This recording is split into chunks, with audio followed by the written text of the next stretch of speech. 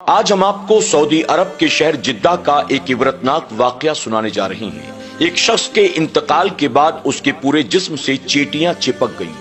آخر اس نے ایسا کون سا گناہ کیا تھا کہ جس کی اسے اتنی عبرتناک سزا ملی؟ آج کی ویڈیو میں ہم آپ کے سامنے اس واقعے کو پیش کریں گے تاکہ جس گناہ کے عوض اس شخص کو یہ عبرتناک سزا دی گئی، ہم اور ہماری دوست احباب تمام امت مسلمہ اس طرح کے گناہ سے اپنے آپ کو بچا سکے۔ یہ سچا واقعہ سعودی عرب کے شہر جدہ کا ہے۔ شہر جدہ میں شیخ عباس نامی ایک شخص رہا کرتے تھے جنہیں اللہ تبارک و تعالیٰ نے مال و دولت کے اعتبار سے بہت نوازا تھا، لیکن شیخ عباس خدمت خلق اور رضائے الہی کی نیت سے میت کو غسل دیا کرتے تھے۔ شیخ عباس کہتے ہیں کہ میں دن بھر اپنے کاموں میں مصروف رہتا، مجھے کہیں نہ کہیں سے کسی نہ کسی کا کال آتا میت کو غسل دینے کے لیے، اور پھر میں سب کچھ چھوڑ چھاڑ کر فوراً میت کو غسل دینے کے لیے چلا جاتا تھا۔ ایک دن صبح سویرے میں اپنی فیکٹری پر گیا اور کام میں مصروف تھا۔ شام کے وقت مجھے اچانک کال آیا کہ فلاں مقام پر ایک میت کو غسل دینا ہے، آپ جلد سے جلد آنے کی کوشش کریں۔ شیخ عباس صاحب کہتے ہیں کہ ان دنوں میری کار سروس سینٹر میں گئی ہوئی تھی، میرے پاس کوئی گاڑی نہیں تھی، لیکن میں نے سامنے والے سے کہا کہ آپ ایک کام کریں، آپ میرے واٹس ایپ پر لوکیشن اور مکمل پتہ بھیج دیں، میں جلد سے جلد پہنچنے کی کوشش کرتا ہوں۔ اس کے بعد شیخ عباس صاحب کہتے ہیں کہ میں نے اپنے سارے کاموں کو مکمل کیا اور پھر ایک ٹیکسی کے ذریعے دیے ہوئے پتے اور لوکیشن پر میں پہنچ گیا۔ وہاں پہنچنے کے بعد میں نے دیکھا سامنے کوئی چھوٹا موٹا مکان نہیں بلکہ پورا محل نما ایک مکان موجود تھا۔ میں اس گھر کے دروازے پر پہنچا، وہاں ایک نوجوان کھڑا تھا۔ میں نے اس سے کہا کیا آپ نے مجھے کال کیا تھا؟ میں شیخ عباس ہوں، میں میت کو غسل دینے کے لیے آیا ہوں۔ اس پر وہ نوجوان بالکل بدتمیزی کے ساتھ مجھ سے بات کرتا ہے اور کہتا ہے آپ ایک کام کریں، سیدھے اندر چلے جائیں، جو تیسرے نمبر کا کمرہ ہے اس کمرے کے دروازے پر دستک دیں، نوکر اندر سے دروازہ کھول دیں گے، اندر میت موجود ہے، آپ جا کر میت کو غسل دے دیں۔ شیخ عباس کہتے ہیں کہ اس آدمی سے مجھے یہ توقع نہیں تھی، اس نے نہ مجھ سے دعا سلام کیا، نہ خیر خیریت پوچھی، اور نہ ہی میرا شکریہ ادا کیا، بلکہ بالکل بدتمیزی والے لہجے میں اس نے مجھ سے بات کی۔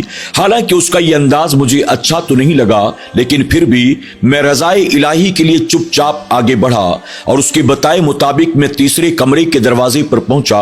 اس کمرے کے دروازے پر پہنچ کر میں نے دروازے پر دستک دی، اندر سے ایک خادم نے دروازے کو کھولا۔ اندر داخل ہو کر میں نے دیکھا اندر کمرے میں 2-3 خادم موجود تھے اور کمرے کے بیچوں بیچ ایک پلنگ بچھا ہوا تھا جس پر شاید میت کو لٹایا گیا تھا، اسے اوپر سے نیچے تک چادر سے ڈھانکا گیا تھا۔ کمرے کے اندر اس میت اور 3-4 خدام کے علاوہ کوئی اور موجود نہیں تھا۔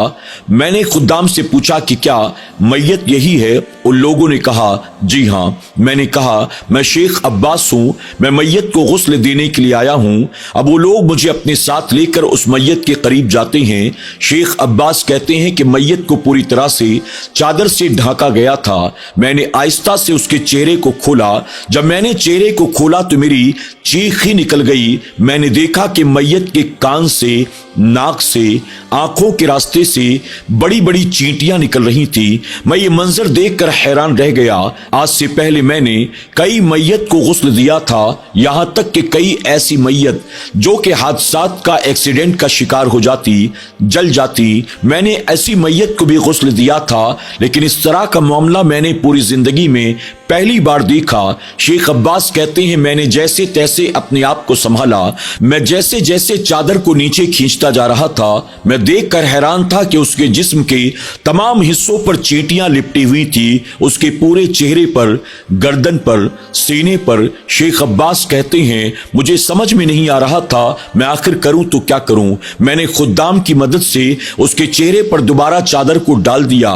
اس کے بعد میں نے اپنے ایک ساتھی کو کال کیا، وہ بھی میری طرح میت کو غسل دیا کرتا تھا۔ میں نے اس سے کہا کہ یار فلاں فلاں پتے پر ایک میت کو غسل دینا ہے، تم جلدی آ جاؤ، اکیلے مجھ سے یہ کام نہیں ہو سکے گا۔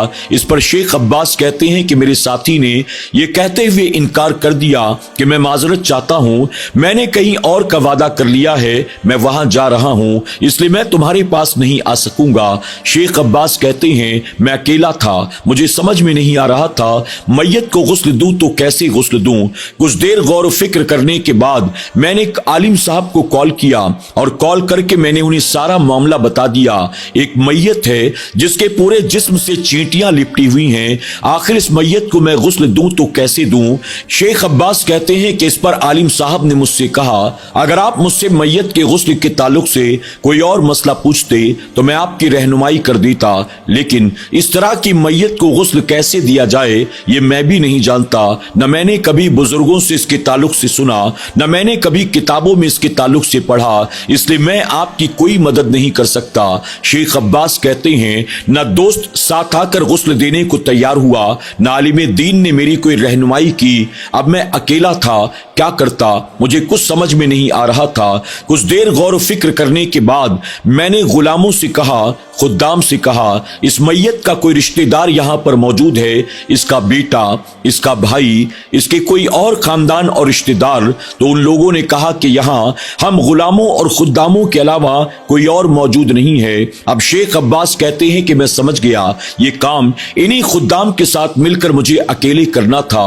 میں نے ان لوگوں سے کہا چادر کو یوں ہی پڑے رہنے دو، ایک کام کرو باتھ ٹب میں جا کر پوری طرح سے پانی بھر دو۔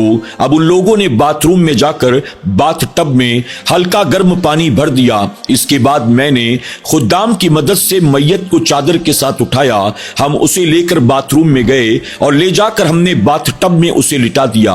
جب باتھ ٹب میں لے جا کر ہم نے میت کو لٹایا تو اس کے جسم سے لپٹی ہوئی کافی چینٹیاں وہ پانی کے اوپر تیرنے لگی۔ اب میں نے خدام کے ساتھ مل کر ان چینٹیوں کو باتھ ٹب سے باہر نکالا، پانی کو صاف کیا، میت کو باہر نکالا، اس کے بعد دوبارہ ہم نے باتھ ٹب کو پانی سے بھر دیا۔ اب اس میت کے جسم سے کچھ چینٹیاں کم ہو گئی تھی لیکن اب بھی ختم نہیں ہوئی۔ ہم نے دوبارہ باتھ ٹب کو گرم پانی سے بھرا، اس کے بعد میت کو پھر سے ہم نے اس باتھ ٹب کے اندر ڈال دیا، پھر سے ایک بار چینٹیاں پانی کے اوپر تیرنے لگی، ہم نے انہیں نکالا، پانی کو صاف کیا، میت کو باہر نکالا، تیسری مرتبہ پھر سے ہم نے باتھ ٹب کو گرم پانی سے بھر دیا۔ شیخ عباس کہتے ہیں کہ ہم یہ دیکھ کر حیران تھے، ہم جتنا چینٹیوں کو اس کے جسم سے دور کرتے چلے جا رہے تھے اتنا ہی چینٹیاں اس کے جسم سے لپٹتی چلی جا رہی تھی اور باتھ ٹب کے اوپر تیرتی ہوئی نظر آ رہی تھی۔ ہم نے 5-6 مرتبہ اس طرح سے اسے صاف کیا اور صاف کرنے کے بعد پھر دوبارہ لے جا کر ہم نے اسے بیڈ پر لٹا دیا۔ پھر شیخ عباس کہتے ہیں کہ خدام کی مدد سے میں نے اس کے جسم پر خوشبو ملی، اس کے بعد میں نے اسے کفن پہنا دیا۔ شیخ عباس کہتے ہیں کہ میت کو مکمل طور پر تیار کرنے کے بعد اب میں نے خدام سے کہا میں نے کفن پہنا دیا ہے، اب تدفین کی تیاری آپ لوگ کریں۔ میں اجازت لے کر وہاں سے پلٹا، جب اس گھر کے دروازے پر آیا تو میں نے دیکھا وہ نوجوان پہلے کی طرح وہیں پر دروازے پر کھڑا تھا۔ میں نے اس سے کہا میں نے میت کو غسل دے دیا، کفن پہنا دیا، اب میں اجازت چاہتا ہوں۔ اس پر وہ شخص کہنے لگا کہ آپ ایک کام کریں، سامنے ہمارے ڈرائیور اور نوکروں کا کمرہ ہے، وہاں چلے جائیں، کھانا تیار ہے، دسترخوان لگا ہوا ہے، آپ جا کر کھانا کھا لیں۔ شیخ عباس کہتے ہیں کہ مجھے کھانے کی کوئی حاجت نہیں ہے، دراصل میں کام ادھورا چھوڑ کر آیا ہوں، مجھے جلد واپس جانا ہے، بس مجھے اجازت دو۔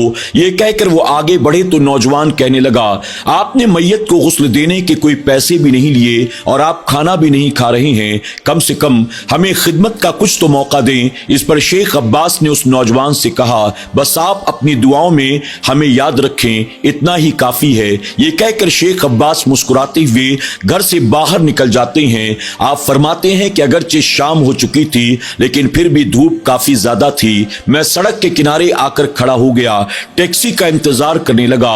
تقریباً 5-7 منٹ کا وقت گزر گیا لیکن دور دور تک کوئی ٹیکسی नजर ही नहीं आ रही थी। इस पर वो नौजवान मेरे पास आता है और आकर कहता है, आप परेशान ना हो, मैं अपनी कार लेकर आता हूं, आपको आपके पते पर पहुंचा दूंगा। शेख अब्बास ने कहा, नहीं नहीं, आप रहने दें, मुझे टैक्सी मिल जाएगी। इस पर वो नौजवान कहता है कि आप टैक्सी ना लें, मैं अभी अपनी गाड़ी लेकर आता हूं। इसके बाद वो नौजवान अपनी कार लेकर शेख अब्बास के सामने आकर खड़ा हो जाता है। शेख अब्बास कहते हैं, मैं ड्राइविंग सीट के बगल वाली सीट पर जाकर बैठ जाता हूं, उसका शुक्रिया अदा करता हूं, अपना पता बताता हूं। इसके बाद वो सड़क पर तेजी के साथ कार को दौड़ाना शुरू कर देता है। शेख अब्बास कहते हैं, 5-7 मिनट तक तो मैं खामोश रहा, फिर फितरत इंसानी की बुनियाद मैंने उससे बातचीत करना शुरू किया। मैंने उससे कहा, अगर आप बुरा ना मारें तो मैं आपसे कुछ पूछना चाहता हूं। नौजवान कहने लगा, फरमाइए। शेख अब्बास कहते हैं कि मैंने उससे कहा,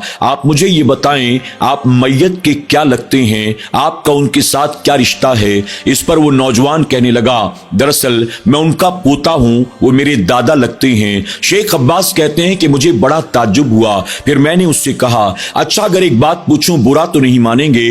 नौजवान ने कहा, जी पूछिए, क्या पूछना चाहते हैं। शेख अब्बास कहते हैं, आपके दादा, मैंने देखा कि उनके इंतकाल के बाद उनके पूरे जिस्म से चींटियां लिपट गई थी। हालांकि मैंने इससे पहले सैकड़ों मैयत को गुस्ल दिया है, लेकिन आज तक मैंने ऐसा मामला कभी किसी मैयत के साथ नहीं देखा। ये मेरी जिंदगी का पहला तजुर्बा है कि आप मुझे ये बताना जरूरी समझेंगे, आपके दादा के मामलात कैसे थे, उनका इखलाक कैसा था, उनका किरदार कैसा था, आखिर उनके अंदर वो कौन सी बुराइयां थी कि जिसकी वजह से बाद मरने के उन पर यह अजाब मुसल्लत कर दिया गया। शेख अब्बास कहते हैं, जब मैंने ये सवाल पूछा तो वो नौजवान कुछ शर्मिंदा हो गया, फिर उसकी आंखें नम हो गई। फिर उसने कहा, ये बात हरगिज मैं किसी को ना बताता, लेकिन चूंकि आपने पूछ ही लिया है तो मैं आपको बताए देता हूं। आपने मेरे दादा की मैयत को गुस्ल देकर हम पर बहुत बड़ा एहसान किया, इसलिए ये राज मैं आप पर जाहिर कर देता हूं ताकि आप भी लोगों को बताएं और लोग इबरत हासिल कर सकें। शेख अब्बास कहते हैं, मैं उसकी बात पूरी तवज्जो के साथ सुन रहा था। वो नौजवान कहता है, यूं तो मेरे दादा के अंदर और कोई बुराई नहीं थी। मेरे दादा सौम और सलात के पाबंद थे, सदका वो खैरात भी किया करते थे, कुरान की तिलावत भी करते थे, जिक्र व अस्कार भी वक्तन फवक्तन किया करते थे। लेकिन मेरे दादा के अंदर एक सबसे बड़ी बुराई थी, वो ये थी, वो अपने बूढ़े माँ बाप से बहुत ज्यादा नफरत किया करती थी। हर छोटी छोटी बात पर अपने बूढ़े माँ बाप को जलील करते थे, और कभी कभी तो वो हम लोगों के सामने भी, रिश्तेदारों और मेहमानों की मौजूदगी में भी, यहाँ तक कि खुद्दाम के सामने भी अपने वालिदैन से बदतमीजी किया करते थे। और सिर्फ उनका गुस्सा उनकी जबान तक महदूद नहीं था, बल्कि कभी कभी वो ज्यादा गुस्से में होते तो अपने माँ बाप पर हाथ तक उठाया करती थी। हम उन्हें रोकने की कोशिश तो करते, लेकिन हम नाकाम रहते थे। वो अपने माँ बाप का जरा भी लिहाज नहीं करते थे, उनका जरा भी अदब नहीं करते थे, बल्कि लोगों की मौजूदगी में अपने माँ बाप को ताना भी देते, झिड़कियां भी देते, उन्हें गालियां भी देते, और कभी कभी उन पर हाथ भी उठाया करते थे। और मुझे लगता है हमारे दादा की यही बदआमाली है, यही गुनाह है जिसकी वजह से अल्लाह ने उन पर यह अजाब मुसल्लत कर दिया। अल्लाह अकबर। शेख अब्बास कहते हैं कि मैंने कहा, यकीनन आपके दादा की यही बुराई है जिसकी वजह से अल्लाह ने उन पर यह अजाब मुसल्लत किया। इसके बाद शेख अब्बास कहते हैं, मैं लोगों को यह वाकया सिर्फ इसलिए बताता हूं ताकि लोग इस वाकये से इबरत हासिल करें और अपने माँ बाप के साथ हुस्ने सुलूक से पेश आया करें, अपने वालिदैन की लोगों के सामने बेहुरमती, अपने वालिदैन के साथ बदतमीजी और बदसलूकी ना किया करें। शेख अब्बास कहते हैं कि मैंने उस नौजवान से कहा, अगर बुरा ना मानो तो एक बात कहूं। उसने कहा, जी हाँ, आप जो कहना चाहते हैं कहें। शेख अब्बास कहते हैं, मैं माजरत के साथ ये बात कहना चाहता हूं, अभी आपके दादा के जिस्म से रूह परवाज हुई और आपके दादा पर ये चींटियों का अजाब मुसल्लत कर दिया गया। जब आप लोग इन्हें कब्र के हवाले करेंगे तो जरा सोचें कि कब्र में उन पर कौन सा अजाब मुसल्लत किया जाएगा। अभी तो मैदान कयामत बाकी है, अभी तो आखिरत का हिसाब किताब बाकी है, अभी तो जन्नत और जहन्नम के फैसले बाकी हैं। अपने माँ बाप के साथ बदतमीजी करने वाले का जाहिर है कि अंजाम बहुत बुरा होता है। शेख अब्बास कहते हैं, इस इबरत वाले वाकये को मैं लोगों के सामने बस इसलिए بیان کرتا ہوں کہ لوگ اپنے ماں باپ کا احترام کریں۔ ناظرین اکرام، واقعی اللہ کے پیارے محبوب صلی اللہ علیہ وسلم نے یہ فرمایا ہے کہ تمام گناہوں میں ایک گناہ ایسا بھی ہے کہ جس کی سزا اللہ تبارک تعالیٰ آخرت کے ساتھ ساتھ بندے کو دنیا میں بھی دیتا ہے، اور آپ جانتے ہیں وہ گناہ کون سا ہے؟ اللہ کے پیارے محبوب صلی اللہ علیہ وسلم فرماتے ہیں اپنے ماں باپ کے ساتھ بدسلوکی کرنا، اپنے ماں باپ کی دل آزاری کرنا، اپنے ماں باپ کو رلانا، ستانا، انہیں پریشان کرنا، یہ ایک ایسا گناہ ہے کہ جس کی سزا بندے کو آخرت کے ساتھ ساتھ دنیا میں بھی دی جائے گی۔ اللہ تبارک تعالیٰ ہمیں اور آپ کو اپنے والدین سے محبت کرنے، ان کا حق ادا کرنے، ان کی خدمت کرنے اور انہیں خوب راضی کر کے اپنی دنیا اور آخرت کو سنوارنے کی توفیق عطا فرمائے۔ اللہ ہمیں اپنے والدین سے بدسلوکی، بدتمیزی، بے ادبی سے محفوظ فرمائے۔ آمین یا رب العالمین۔